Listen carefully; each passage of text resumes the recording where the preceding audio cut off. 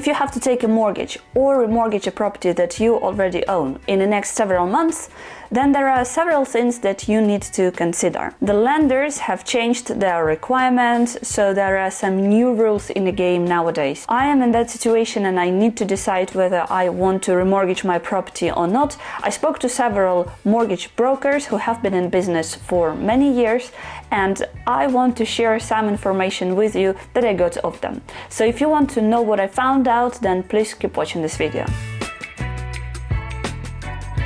Hello guys, and welcome back to my channel. My name is Anastasia. On this channel I talk about investing. If you are new to my channel, then you should know that I started investing into property about 2 years ago, and my last property was bought in May. So now is the time when I need to take a mortgage on it, because right now I own it with cash, but all of my cash is stuck in that property. If you want to know more about me investing into property, then you will find the links to those videos somewhere here, or I will also leave you the links in the description box. This video in particular is going to be an update of the situation at the mortgage market in the UK at the end of 2022 and the beginning of 2023. The first thing that you have to consider, the main thing that has changed, is the interest rate. Right now, the lowest interest rate that I could find for a buy-to-let interest-only mortgage is 4.3%. But there is more to this story. First of all, when I called the first mortgage broker, he told me that the interest rates were between 5 and 6%. And he saw a product that he offered me for 5.5%. The last mortgage broker that I spoke to about a week later has looked into his system and said that the lowest interest rate that he could see was 4.3%. So it was obvious for me that there was a huge change in the interest rates in a space of just 1 week, and the interest rates were going down. All the mortgage brokers who I spoke to have agreed that this was the tendency, and this is something that had to happen because nobody was taking mortgages, and lenders themselves would go out of business if they didn't lower their interest rates. As you remember, the base rate right now is only 2%, so there is no real need for the banks and other lenders to charge us 5 to 6%. But because of the unstable situation in the economy, they are trying to protect themselves, and that's why they have to offer us their mortgages with such a high interest rate. But all my mortgage brokers have agreed that it cannot last for long, and they said we are probably at the peak right now, and after the new year, hopefully the interest rates will come down. Of course, it's understandable that we will not see interest rates between 1 and 2% in the next several years, but hopefully they will go below 4%. So the best interest rate that I could find was 4.3%. But there is a catch. And the catch is the arrangement fee. The arrangement fee that I used to see in the past was around £1,000. Sometimes it would be £2,000. Many times there would be no arrangement fee at all. With this particular lender, the arrangement fee was 3% of the sum that you were borrowing.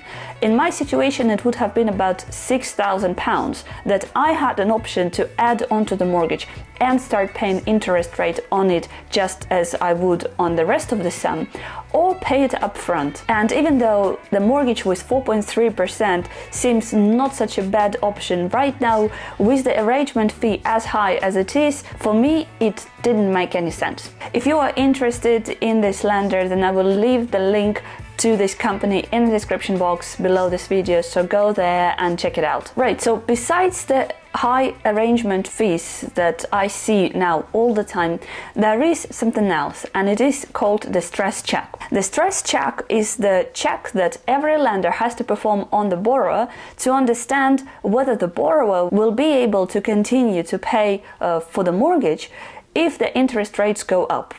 The last mortgage I took about a year ago, I had to pass this stress check too, and at that point my interest rate for the mortgage was 1.8%, but the stress check was performed at 4.5%. So the bank was checking whether I would still be able to keep paying for my mortgage if the interest rate has gone up to 4.5%. As you understand now, performing the stress check at 4.5% wouldn't make any sense, because the interest rate that you agree on originally is probably already higher than 4.5%.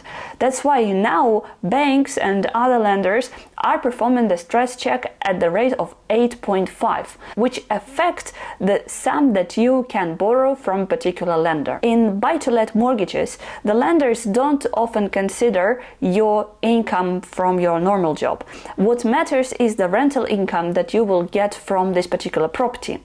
So to understand how much you can borrow on a buy-to-let mortgage, you have to try to perform this stress check yourself at the rate of 8.5. To do that, you have to make sure that the annual payment to the bank will be less than the rental income that you will get over the space of the same year. For example, if you know that you can rent your property out for £1,000 per month, this means that your rental income per year is £12,000, so £12,000 will be the maximum that you can pay to the bank. And if you don't pass this stress check, it doesn't mean that the lender will not give you any money at all. Most probably it will mean that you will not be able to borrow as much as you want, but you will still be able to borrow something. As a rule, people are trying to get 75% LTV, loan-to-value mortgages. So 75% of the property value is the sum that you want to get from the lender. After performing the stress check, my mortgage broker told me that I will be able to borrow only about 60% loan-to-value, which means that my ROI goes down, which means that I don't have as much cash as I wanted to have to invest into the next property, so it makes the situation much more difficult. But say you could pass the stress check. The next thing is the rental value and the value of the property itself. What happens everywhere right now is the undervaluation of property and rental income. And if property prices may actually crash, so the lenders are trying to protect themselves from the future problems, with the rental income, I don't really know why they are undervaluing it, because it's obvious we still have people who are looking for the property, who need to rent the property all the time, and there is a huge shortage of rentals in the country. But still, it's the fact, so that's something again that you need to consider. The next thing is your disposable income.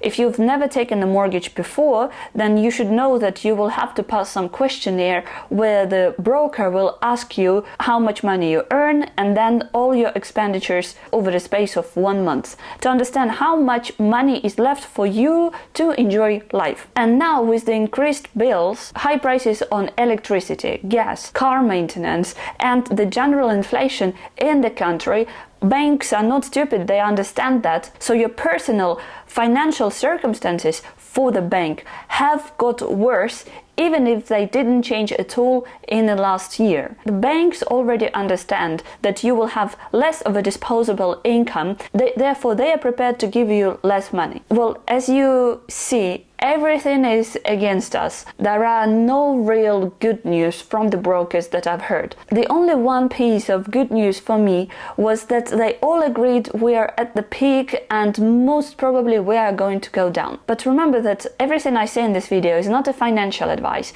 and honestly, absolutely nobody knows, and the guess of these mortgage brokers is as good as my guess, and my guess is as good as your guess. I personally decided to wait, and I'm not going to take a mortgage for now. I will take a look at the situation in spring and decide on my next steps then.